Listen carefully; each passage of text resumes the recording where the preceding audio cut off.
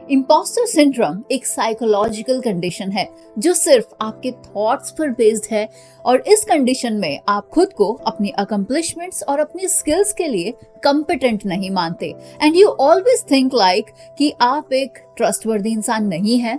Impostor syndrome वाले इंसान अक्सर खुद को एक इम्पोस्टर मतलब एक फेक या फिर झूठे इंसान की एक ऐसी पर्सनालिटी की तरह देखते हैं और ऐसा महसूस करने लगते हैं।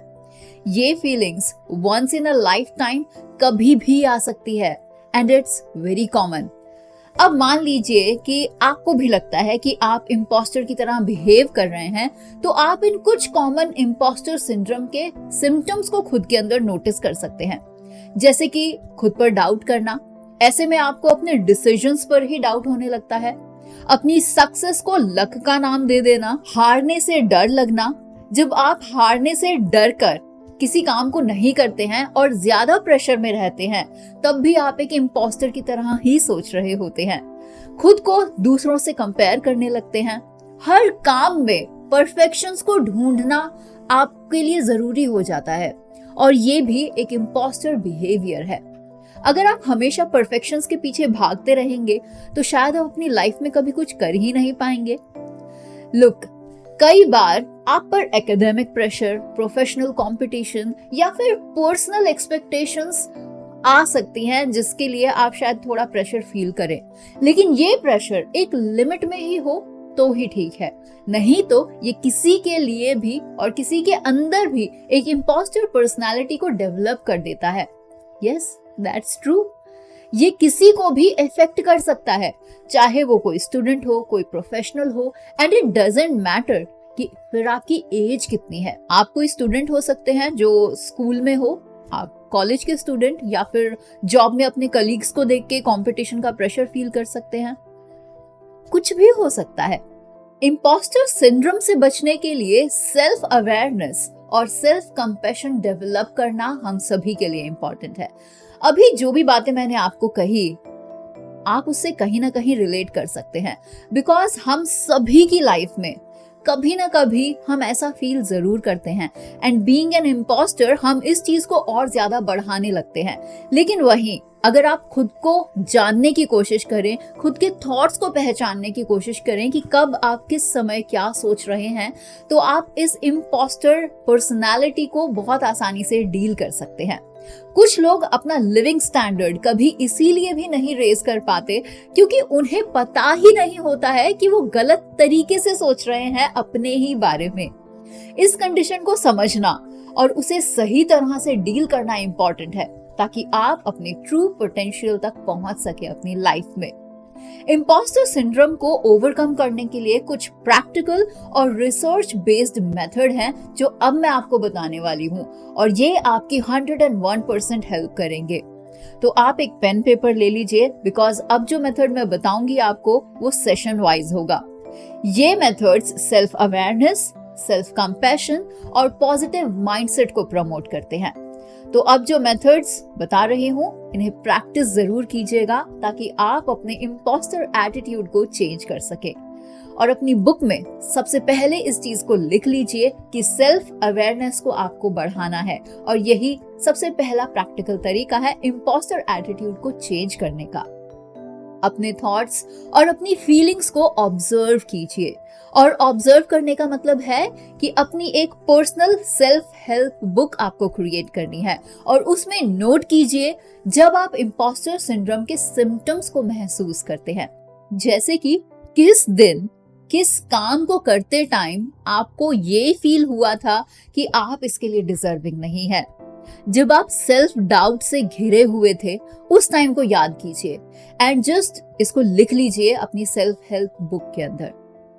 अपने अकम्प्लिशमेंट्स और सक्सेसेस को मेंटेन करने के लिए अब आपको एविडेंस भी कलेक्ट करने होंगे ताकि आप खुद को डिजर्विंग और कॉम्पिटेंट समझ सके, बिकॉज इम्पोस्टर सिंड्रोम से डील करने में आपकी ये सभी चीजें हेल्प करने वाली हैं। Now, second best practical method is to start doing positive self-talks. आपने मेरी प्रीवियस बहुत सारी वीडियोस में सेल्फ टॉक्स के बारे में ही सुना होगा, बिकॉज ये बहुत जरूरी है। ये ऐसी चीज है जो लगभग 100 में से 70 या 80 लोग नहीं करते हैं, और इसी वजह से वो शायद अपनी लाइफ में आगे नहीं बढ़ पाते। आपके दिमाग में जो नेगेटिव थॉट्स आते हैं आपके खुद के लिए, आपको उन्हें रोकना है, और इसके लिए आपको पॉजिटिव एफर्मेशंस का यूज करना चाहिए। अपने आप से प्यार कीजिए। Just look at yourself, mirror में देखिए जरा, कितने खूबसूरत हैं आप। क्या मुझे आपको ये बताने की जरूरत है कि एक ह्यूमन लाइफ की क्या कीमत है? It is nearly over $1 million। कैसे? इस आर्टिकल में लिखा है, आप चाहें तो इसे पढ़ सकते हैं, बट ये सिर्फ मॉनेटरी टर्म्स में है। आप सोचिए, जब आपकी वैल्यू इतनी ज्यादा है और एक ह्यूमन बॉडी की वैल्यू इतनी ज्यादा है, तो आप क्यों खुद को हमेशा डिग्रेड करने में लगे रहते हैं? क्यों हमेशा अपने बारे में नेगेटिव चीजें सोचते हैं? तो अपने स्ट्रेंथ्स पर काम कीजिए। कहते हैं, अंधेरे को हटाने में वक्त बर्बाद मत कीजिए। अंधेरे को हटाने में वक्त बर्बाद मत कीजिए, बल्कि दिए को जलाने में वक्त लगाइए। दूसरों को नीचे दिखाने में नहीं, बल्कि खुद को ऊंचा उठाने में वक्त लगाइए, और यही जरूरी है।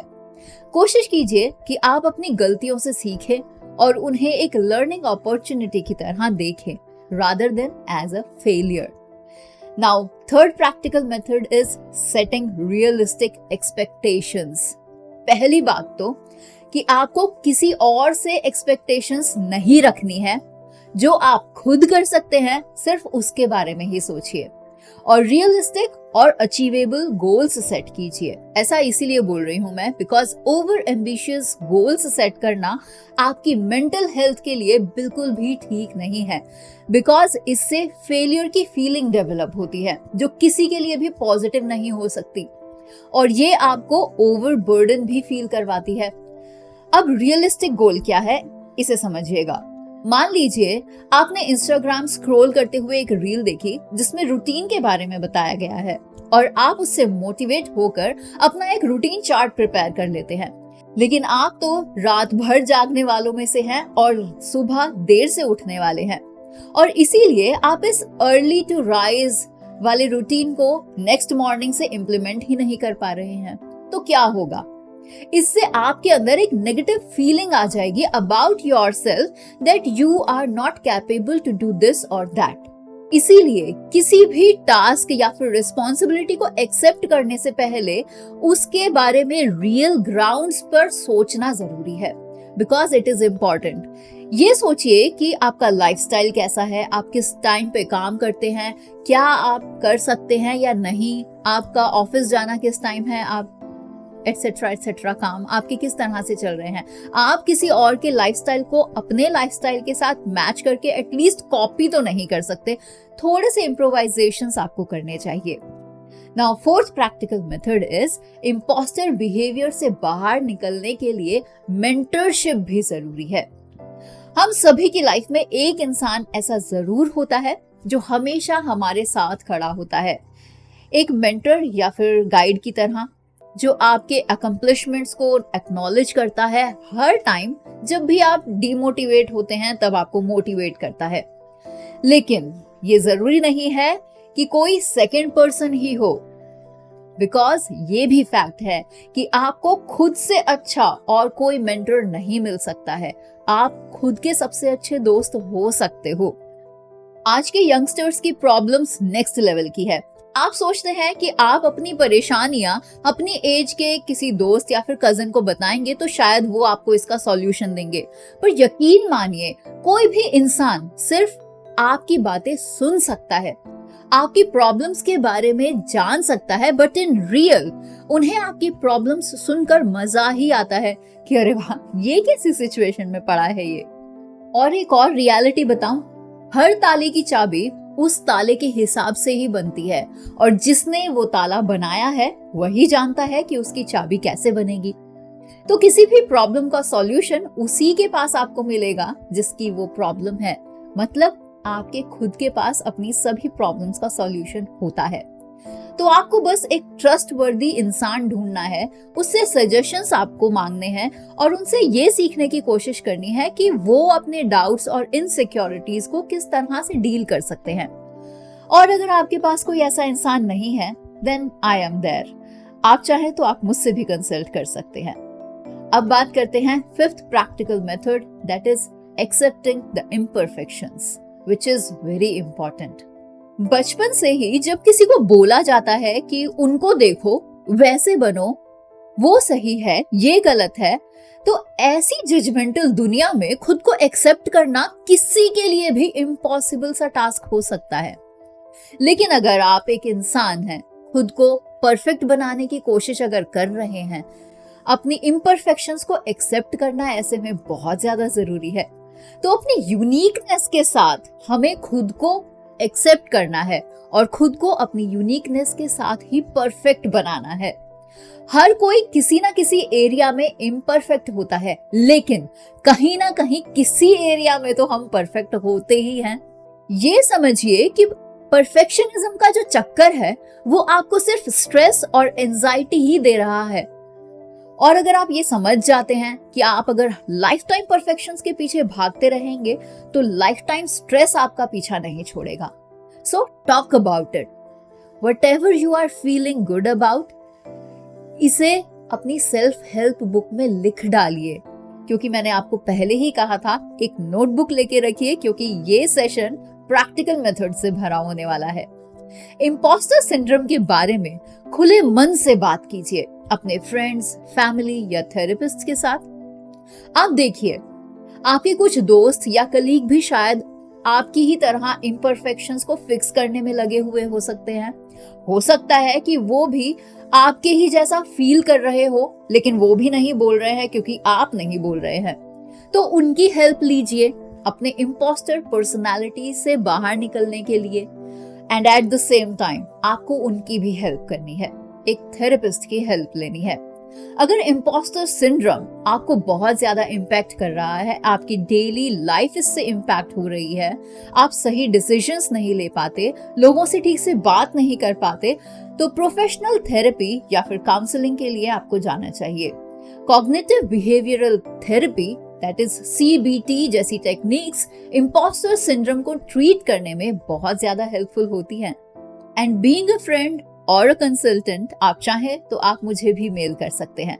बट रिमेंबर, इम्पोस्टर सिंड्रोम एक कॉमन कंडीशन है और इसको ट्रीट करना पॉसिबल है और आसान भी है अगर सही तरीका अपनाया जाए तो। ये ऐसी कंडीशन है जिसे इग्नोर करना आपके लिए प्रॉब्लम्स को और ज्यादा बढ़ा सकता है, लेकिन इसे समझकर, इसे आइडेंटिफाई कर आप इससे आसानी से डील कर सकते हैं। आई होप ये कुछ प्रैक्टिकल टिप्स आपके लिए बहुत ज्यादा हेल्पफुल रहेंगे। आज की इस वीडियो में बस इतना ही। This is Divya from tegonity.com। I hope you like this video. तो इसे उन सभी लोगों के साथ शेयर जरूर कीजिएगा जो आपको लगते हैं कहीं ना कहीं इम्पोस्टर एटीट्यूड रखते हैं और उनकी पर्सनैलिटी इससे मैच करती है। जल्द मिलते हैं। टिल देन अलविदा, जय हिंद।